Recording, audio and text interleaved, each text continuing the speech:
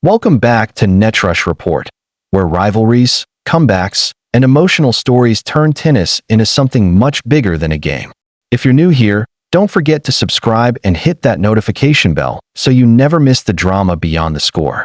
EmmaRaducanu, a name that shook the tennis world with her stunning 2021 US Open title, but has since been overshadowed by injuries, coaching changes, and inconsistency.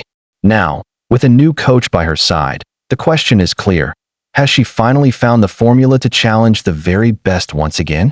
Raducanu made headlines earlier this year when she hired Francisco Roig, the man who spent nearly 2 decades helping Rafael Nadal dominate the sport.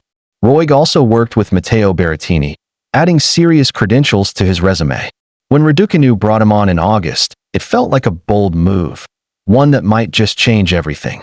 Since teaming up, her record stands at 5-4 across big stages like Cincinnati, the US Open, Seoul, and Beijing. On paper, it looks modest. But dive deeper, and the story is far more intriguing. In Cincinnati, Raducanu pushed world number 1 Aryna Sabalenka to a third-set tiebreak in one of the most thrilling matches of the tournament. At the US Open, she ran into a red-hot Rybakina and fell in straight sets. And twice, against Barbara Krejcikova, she was literally a point away from victory before the match slipped through her fingers. This is where former world number 9 Coco Vandeweghe steps in with a surprising take. Speaking on the Inside in Tennis podcast, she admitted, "I'm impressed with EmmaRaducanu with the new coaching team that she has with what she's been able to implement, starting to push these top players more consistently. We're starting to see her play more consistently." For Raducanu, that's not just progress, it's a potential turning point. Even her losses are showing growth.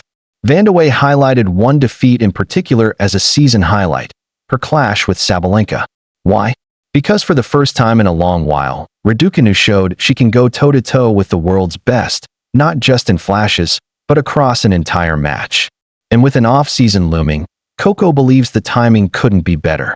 That's going to be a good storyline coming into Australia in 2026, to see what she's able to do after a full off-season with Roig. Raducanu's latest test came in Beijing against Jessica Pegula, a tough loss, yes, but again, a battle that shows she's closing the gap. Coco gave credit to Pegula for bouncing back after heartbreak in the Billie Jean King Cup, but she also suggested Raducanu is learning how to thrive in difficult conditions. Now, the Brits' focus shifts to the WTA 1000 in Wuhan, where she opens against world number 47 Li.